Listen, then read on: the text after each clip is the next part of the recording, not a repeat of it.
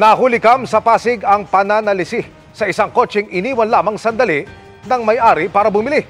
Naaresto rin kalaunan ng suspect na namumuntirya talaga ng mga nakaparadang sasakyan sa palengke. Narito ang eksklusibo kong pagtutok.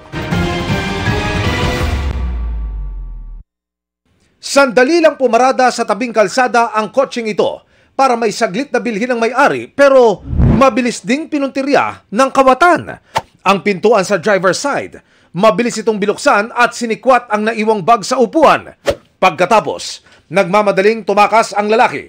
Agad na nakapagsumbong sa pulisya ang complainant.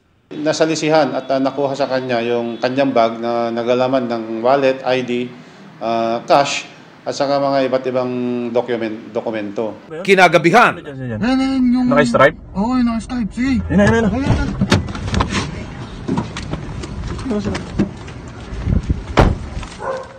Naispatan ng suspect malapit pa rin sa Pasig Public Market. Uy! Arestado ang suspect na ayon sa pulisya ay nasa likod ng bukas kotse at tumatarget sa mga pumaparadang sasakyan. Ang kanyang area of operation dito sa palengke at tinatao niya sa mga rush hour. Kaya paalala ng mga otoridad sa publiko, ilak ang sasakyan pagbababa. Humihingi na rin po ako sa pasyensya sa nakawang ko po. Hindi na po maulit yun. Naudyukan lang rin po talaga ako nun.